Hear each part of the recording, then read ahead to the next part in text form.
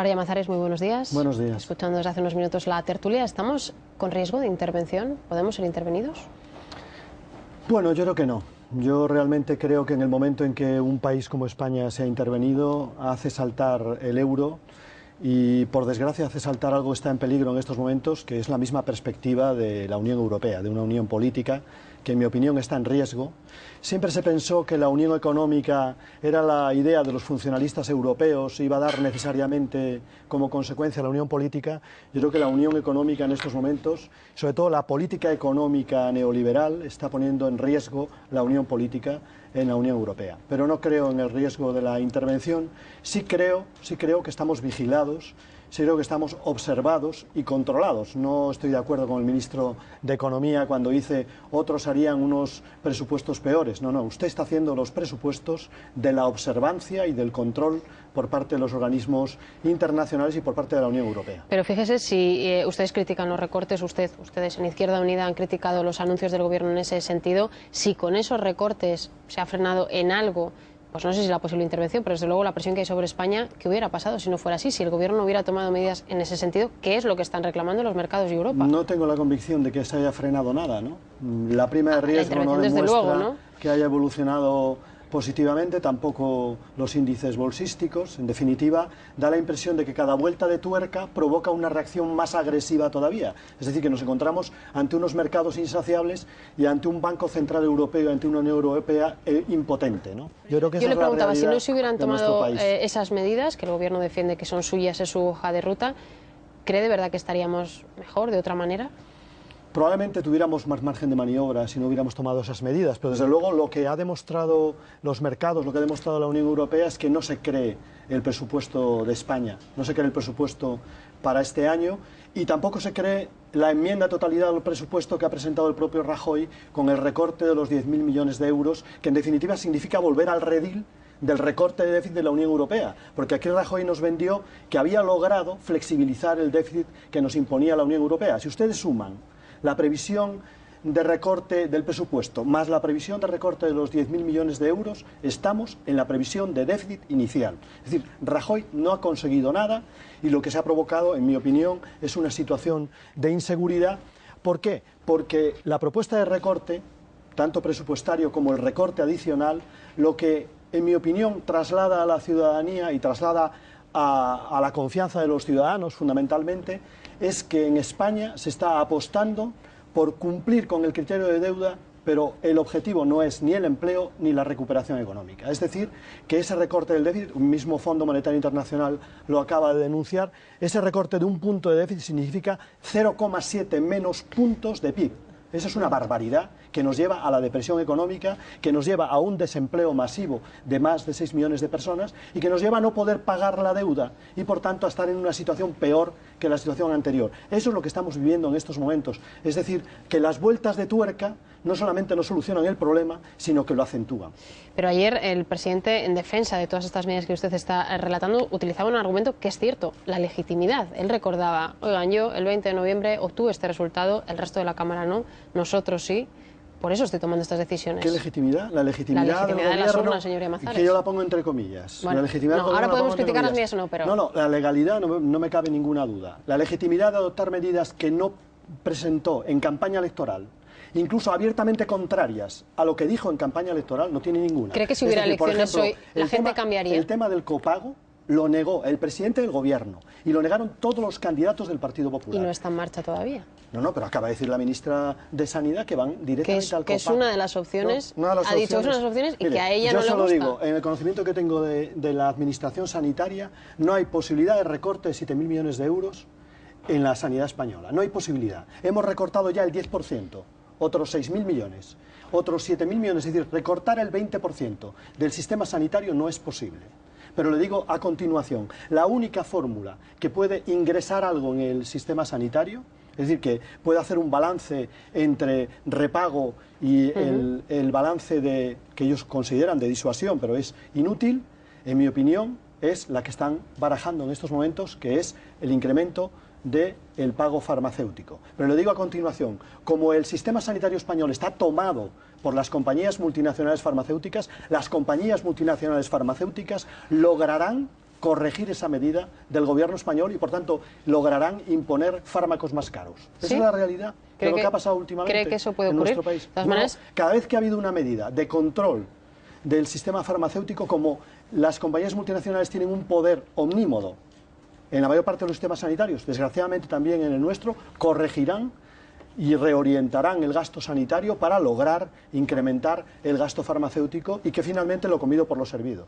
Es usted muy vehemente en la exposición, pero ha dicho una frase que realmente suena muy dura. Ha dicho que ese recorte va a suponer un incremento de muertes en España porque cuando la sanidad quiebra o no cubre suficientemente aporta negativamente a la mortalidad. Suena durísimo y quiero saber si tiene algún dato. Estudios todos, es alarmante. los que quieran ustedes. Lancet, por ejemplo, recientemente en relación a la realidad económica inglesa y a la realidad económica griega. Primera conclusión, las crisis económicas producen enfermedad y mortalidad. Cada bajada del crecimiento, cada recorte del sistema social produce enfermedad y mortalidad. Hay que ponerle cara a las cosas que hacemos. Hay que ponerle cara, en mi opinión, al recorte sanitario. Grecia, en estos momentos, el fuerte recorte y la crisis económica griega está aumentando las enfermedades psíquicas, pero también enfermedades cardiovasculares, hipertensión, diabetes, porque tiene una relación psíquico-física, y luego, por otra parte, está aumentando los suicidios en Grecia. Han aumentado de manera pavorosa en Grecia durante los últimos tiempos. Por lo tanto, las medidas económicas tienen consecuencias humanas, y hay que empezar a hablar de eso. Hay que empezar a hablar no tanto de macroeconomía, como hay que empezar a hablar de los ciudadanos, de vez en cuando. Hablar de los mercados está bien, pero hay que empezar a hablar de vez en cuando de los ciudadanos. Y el gobierno está anunciando un recorte de 7.000 millones de euros en sanidad. Es prácticamente, junto con el recorte anterior, el recorte del 20% de una de las sanidades más eficientes y mejores de la Unión Europea, hay que decirlo todo, bueno, pues que provocará alargamiento de las listas de espera, provocará mermas en la calidad de la atención, provocará más enfermedad, provocará que la gente llegue más enferma al sistema sanitario y provocará un incremento de la mortalidad. Y entonces, que eso está ahí, y yo anuncio también, en relación a estudios españoles, informe reciente de SESPAS y de la Asociación Española de Neuropsiquiatría. Los dos hacen el mismo informe en relación crisis económica, ajustes y enfermedad. Yo le pregunto, entonces, ¿qué hacemos? Porque todo el mundo coincide que el sistema sanitario funciona y es verdad que es uno de los que mejor funciona, pero el gasto es absolutamente brutal.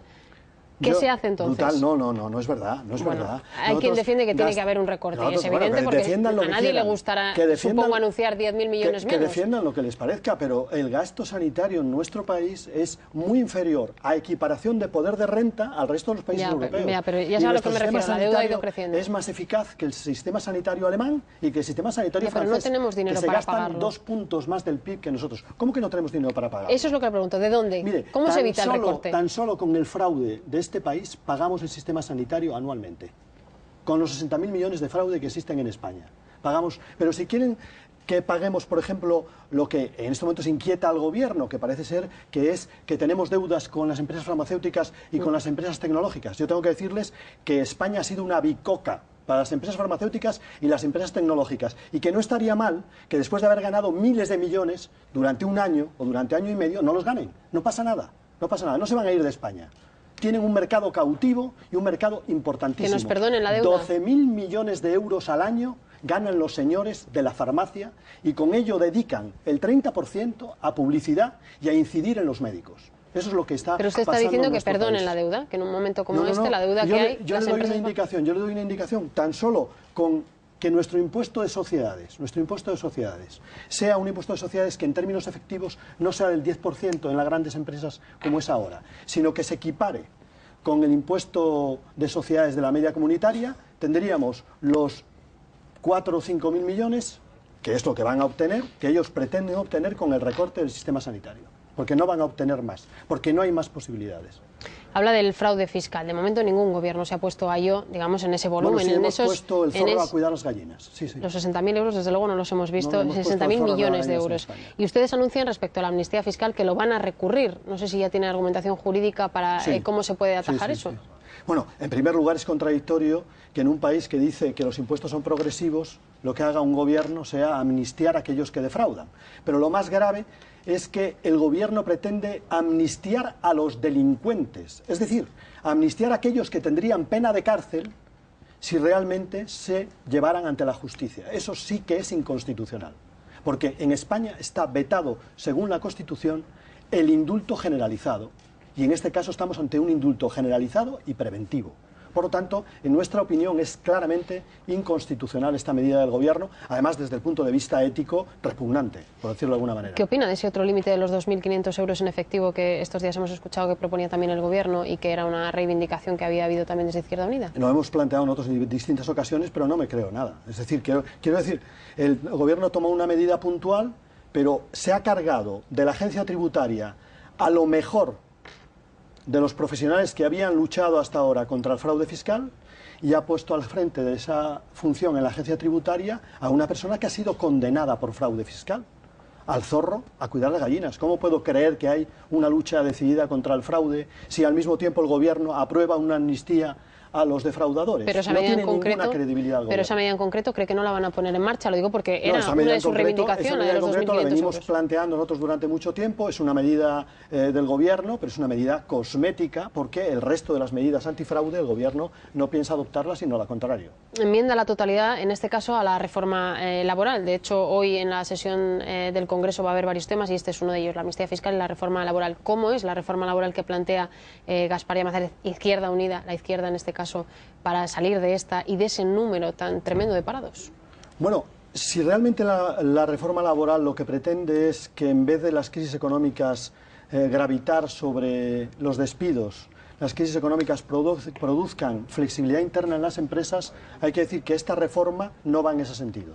La reforma del Gobierno lo que hace es que en los próximos meses los 5.300.000 se transformen en 6 millones de desempleados y además la sustitución de los empleados de calidad, de los empleados que tienen formación, por empleados, llamémosle, precarios. Ese es el modelo del Gobierno, porque en definitiva estamos ante una devaluación del trabajo y ante una devaluación de las rentas salariales. La idea es que si bajamos un 20% los salarios, aumentaremos el margen empresarial y entonces recuperaremos la economía. Lo que no sabe el Gobierno es que la mayor parte de lo que vendemos en España lo vendemos dentro de nuestro país. Vendemos el 70% a nuestros propios ciudadanos. Por tanto, si deprimimos la renta de nuestros ciudadanos, lo que hacemos es deprimir la economía española. En ese sentido, nosotros lo que proponemos es lo contrario de lo que plantea el Gobierno. Nosotros nos centramos en el empleo de calidad y nosotros lo que hacemos es una flexibilización acordada dentro de las empresas. Flexibilización acordada entre empresarios y trabajadores en el seno de las empresas. Y creemos que eso es lo que permite que los golpes que hay en momentos de crisis económicas sobre el empleo no se transformen en despidos y en paro, sino que se transformen en una flexibilización de horarios o una flexibilización del trabajo. Pero usted habla de empleo de calidad y es algo que suena bien, seguramente todo el mundo que le esté escuchando ya, pero el empresario tiene que generar ese empleo de calidad y ahora mismo no parece que haya condiciones, porque no hay dinero, sobre todo, porque no fluye el crédito, por un montón de razones. ¿Cómo se genera ese empleo de calidad del que usted Claro, habla? porque es que la política que estamos haciendo es la política contraria. Es decir, por una parte, el Gobierno adopta una reforma laboral que no es tal reforma laboral, sino que es prácticamente un expediente, un gran expediente de regulación de empleo en este país, que traslada el precariedad a despidos.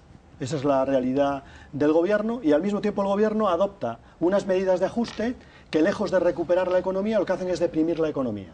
Bueno, pues la solución, en nuestra opinión, está en el terreno contrario. Por una parte, como digo, en relación al empleo de calidad y la flexibilidad interna, que por ejemplo habían acordado sindicatos y empresarios poco antes de las medidas del Gobierno, y por otro lado, apurar los márgenes que tenemos en España y en la Unión Europea, que los hay, por ejemplo en la lucha contra el fraude, en la reforma fiscal, para que haya, además de medidas más a largo plazo en materia de déficit, medidas inmediatas de recuperación de la economía. Impulso público a la economía española. Sin el impulso de la economía, vuelvo a repetir, cuando nuestra producción va directamente a los consumidores en un 70%, sin el impulso de la economía estamos abocados a la recesión económica y a la depresión económica. Y a no pagar además la deuda, no la vamos a pagar. Bueno, hablemos también de Andalucía y de Asturias. Empiezo por Andalucía. ¿Izquierda Unida va a estar en el Gobierno o va a apoyar la investidura de Griñán como presidente? ¿Cuál es la opción que se está barajando ahora mismo en su partido? Bueno, se están barajando las distintas opciones que parten de la premisa de que nosotros no vamos a permitir un gobierno del Partido Popular en Andalucía. Y tampoco lo vamos a hacer, si podemos, en Asturias.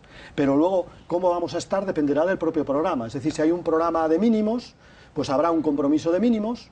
Si hay un programa, bueno, pues sólido, solvente, fuerte, que se centre en la regeneración democrática y que se centre también en una salida social de la crisis y en el empleo, pues nuestra responsabilidad será mucho mayor, incluso la responsabilidad del gobierno. Pero eso es lo que están valorando. ¿Cuál le gustaría a usted, de las dos opciones, desde fuera o desde dentro? Hombre, a mí me gustaría que el compromiso programático fuera el más ambicioso y que nos permitiese gestionar a nosotros una parte importante de ese programa, pero ya veremos lo que sale de la negociación y ya veremos lo que deciden también los compañeros de Andalucía, que es los que en definitiva de manera participada deciden. Donde hay, por cierto, 2 almas o un alma y media. Y le pregunto por Sánchez Gordillo lo que dice él dentro del partido y también esa otra denuncia que hay, participó como un piquete y hay una polémica montada por cómo ha podido hacer eso o no. Dígame, las dos cosas. Yo defiendo la pluralidad dentro de la izquierda y dentro de Izquierda Unida y me parece legítimo que haya quien piense que no se debe de estar en el gobierno como haya quien piense que se debe estar en el gobierno. Se trata ahora de poner encima de la mesa los datos, confrontar posiciones y llegar a una solución acordada,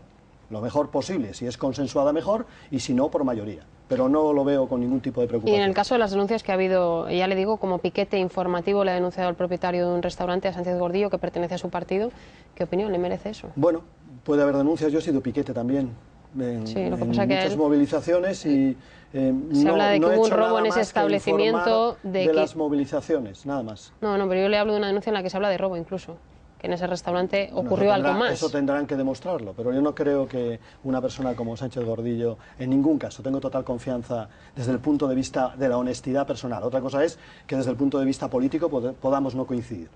Asturias, su tierra. Izquierda Unida y el PSOE están ahora mismo, me parece que hoy mismo hay también una reunión. ¿Qué va a pasar ahí? ¿Cree que van a poder gobernar junto con el PSOE? Bueno, yo creo que Asturias es una partida de mus.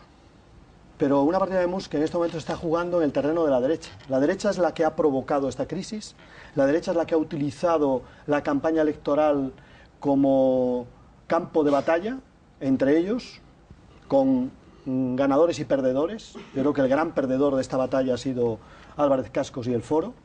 Y ahora creo que la partida de mus es quién paga los platos rotos de la derecha. Yo creo que la cuestión está ahí, ¿quién paga los platos rotos? Pero creo que las posibilidades en este momento son mayores para el candidato socialista que para el candidato de la derecha. Porque hay más aversión en la derecha entre ellos que la aversión que puedan tener a un gobierno distinto del gobierno del Foro. Esas dos partes, ¿qué va a hacer UPyD? ¿Qué cree? Usted que conoce muy de cerca esa situación. Yo creo que UPyD tiene un protagonismo envidiable en estos momentos, pero si se produce lo que yo creo, no va a decidir UPyD. ¿Qué es? Que es que el Partido Popular finalmente no votará la investidura de Cascos. ¿Habrá castigo para Cascos desde el Partido Popular? No, yo creo que el Partido Popular sabe que allí se juega o partido o gobierno. Y yo creo que el Partido Popular cada vez está más cerca de defender el partido antes del gobierno. Tiene mucho gobierno ya. Lo que quiere tener en Asturias es partido. Bueno, vamos a ver si acerta el señor Gaspar Llamazares, que como digo conoce... Los cálculos políticos pueden no acertar. Sí, son cálculos solo. Vamos a escuchar por aquí a Germán Llanque.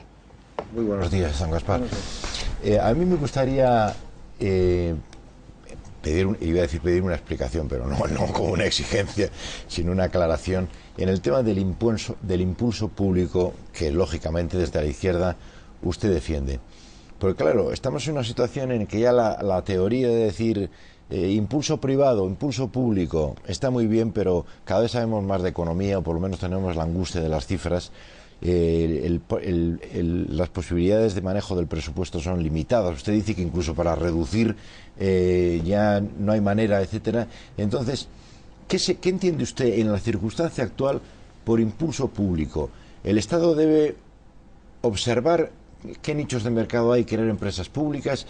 ¿El Estado debe crear 3 ICOs más o un banco hipotecario? No sé, ¿qué es lo que entiende usted por el impulso público?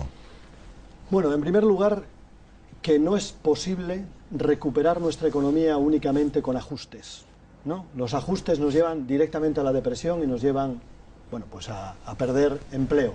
Por tanto, si se trata de poner en un primer plano la recuperación de la economía y el empleo, hay que combinar, por un lado, un alargamiento del periodo de cumplimiento del déficit.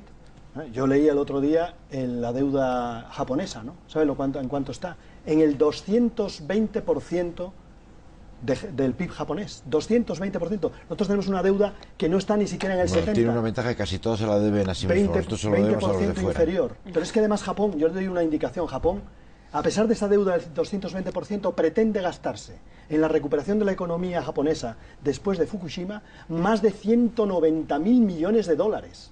Bueno, pues lo que digo no significa una posición de izquierda, es una posición racional. Y es que junto a las medidas que se han dado en llamar de saneamiento económico, pero que son un ajuste salvaje, que nos llevan directamente a una cura de hambre, es necesario adoptar medidas de recuperación de la economía. Y en mi opinión, en la opinión de Izquierda Unida, hay margen fiscal para ello. Hay margen fiscal en la lucha contra el fraude, hay margen fiscal también en el impuesto de sociedades o de plusvalías, o por ejemplo en la SICAF, en las sociedades donde defraudan a tope, ¿no? ¿Y eso para qué? Bueno, pues eso para tomar iniciativas, por ejemplo, de una banca pública. El ICO tiene ficha bancaria, pero el ICO está llevando el dinero a través del banco privado. El banco privado recibe el dinero al 1 y se gana 3 puntos únicamente en gestionar el dinero público. No, que el ICO pueda llevar directamente ese dinero a un precio bajo a las pequeñas y medianas empresas y a los autónomos. Ese sería un mecanismo, ¿no? Un mecanismo, en nuestra opinión, válido. Y luego otro mecanismo es, por ejemplo, nosotros no decimos nada nuevo. En la época de Roosevelt, Estados Unidos crea una iniciativa por el empleo, que inicialmente es una iniciativa pública y mixta, y finalmente termina en manos del sector privado. Bueno, pues si eso se hace en Estados Unidos, que son la ortodoxia liberal, la ortodoxia capitalista por excelencia, ¿por qué no lo podemos hacer en España? También una iniciativa pública que pretenda la cualificación de los ciudadanos y el empleo. Anabel. Sí, es evidente que por la exposición que usted hace tiene un modelo económico, un modelo para salir de la crisis diferente al del que está llevando a cabo el gobierno. Pero si se pudiera hacer por un momento abstracción de esto, que yo reconozco que es importantísimo, claro, la hoja de ruta de cada uno, ¿usted cree que el país está para una reedición de lo que fue en la transición los pactos de la Moncloa, o el país está, o convendría un pacto nacional parlamentario para salir de la crisis, o que no, que se dé vía libre al juego de las mayorías y que cada uno haga lo que pueda? Yo vuelvo a los clásicos. Eso es puro idealismo en el día de hoy. En el día de hoy a lo que asistimos es una guerra de clases por parte de un sector minoritario de la sociedad española que no quiere asumir ningún tipo de responsabilidad en la salida de la crisis y que quiere salir de la crisis sobre la base de devaluar los salarios de la inmensa mayoría de los españoles, incluso de arrebatarles sus conquistas sociales. Eso es a lo que asistimos. Entonces, ¿qué pedimos en estos momentos? ¿Un acuerdo cuando ellos están armados y queriendo expoliarnos? No, yo creo que no hay posibilidades de acuerdo. En estos momentos lo que hay posibilidades es de defender las conquistas. En primer lugar, de defenderse frente a la reforma laboral, que es un expolio de rentas salariales, y en segundo lugar, defenderse frente al intento de acabar con el sistema social, de acabar con la sanidad y la educación públicas, que son eficientes y lo único que quieren es buscar nuevos nichos económicos para sus amigos. Yo creo que eso es lo que cabe en estos momentos hacer, pero plantear en estos momentos un gran acuerdo de la Moncloa, cuando la salida es claramente la contraria, es la imposición de una minoría a la mayoría, a mí me parece puro idealismo en estos momentos. Sí. Fernando. No, me parece muy relevante esa reflexión que hace, porque efectivamente, terminada la construcción, los 3 grandes nichos de negocio que quedan para el sector privado son la sanidad, la educación y los servicios sociales. Y es verdad que se está produciendo una ofensiva para hacerse con esos mercados. Pero hay algo en lo que me parece llamativo. Hay que decir a todo ello que son más caros. Es decir, que aquellas comunidades autónomas que tienen más problemas hoy en sanidad son las comunidades autónomas más privatizadas, son las que tienen más gasto sanitario. Y pongo el ejemplo de Estados Unidos. Estados Unidos gasta el triple en sanidad que España, el triple, a igual poder de renta 3 veces más. Eso demuestra que el sistema privado no solamente tiene una baja cobertura, cubre a menos del 50% de los americanos, que el 50% están sin cobertura sanitaria, sino que además resulta carísimo, carísimo. Por tanto, el argumento de que vamos a ahorrar nada, no vamos a ahorrar nada, vamos a dar negocio a determinados amigos. No, en eso estoy de acuerdo, la pero pregunta, Fernando. Quería discrepar, porque en lo que discrepo es que hay una batalla, una lucha de clases en este país, porque el hecho es que en muchas comunidades autónomas donde ha gobernado el Partido Popular, es decir, se ha visto su modelo de gestión, han vuelto a salir ganadores, y no solo en esas comunidades autónomas, sino que hay muchos obreros, para decirlo en un lenguaje comprensible, que votan al Partido Popular. Y esto me suscita la siguiente pregunta. Yo cuando anoche puse en Twitter que iba a venir usted, la pregunta más repetida, porque pedí a la gente que enviara sus preguntas, creo que las ha visto porque algunos le ponían copia a usted. La pregunta más repetida es, ¿para cuándo una izquierda unida? Porque todo ese modelo que usted propone podrían gobernarlo, podrían llevarlo a práctica si hubiera una concertación tal como la hay dentro de la derecha, dentro del Partido Popular. Pero ustedes no se han conseguido poner nunca de acuerdo con el Partido Socialista y con las otras izquierdas o partidos como ECUO, que últimamente también ha habido algunas discrepancias públicas. Adelante. Bueno, en primer lugar, que hay una guerra de clases en Europa y que se está aprovechando la crisis para desmantelar las conquistas de los trabajadores es, en mi opinión, incontestable, ¿no? Incontestable que en Europa en estos momentos existe lucha de clases, lo que pasa es que la van ganando los otros, la va ganando fundamentalmente la clase propietaria, que se está haciendo con el modelo social y se está haciendo también con la democracia, convirtiéndola en una plutocracia o democracia de poder únicamente, ¿no? Eso no quiere decir que luego no haya mayorías parlamentarias que en determinado momento apoyen a la derecha. Eso no es contradictorio, en mi opinión. Sobre la unión de puede la haber izquierda. mayoría Sí, que que se nos va el tiempo, estamos ya fuera. Pero con respecto a la unidad de la izquierda, ¿sobre qué base? La unidad de la izquierda sobre un programa alternativo al golpe de mercado, la unidad de la izquierda sobre un programa de otra Europa, de acuerdo, mañana mismo. Pero la unidad de la izquierda para un proyecto social liberal que prácticamente sea un proyecto de la derecha compasiva, nosotros no tenemos ningún interés en esa orientación. Bueno, pues se nos ha acabado el tiempo. Le agradecemos mucho, como siempre, a Gaspar Llamazares que haya estado aquí en los desayunos. Gracias. Gracias.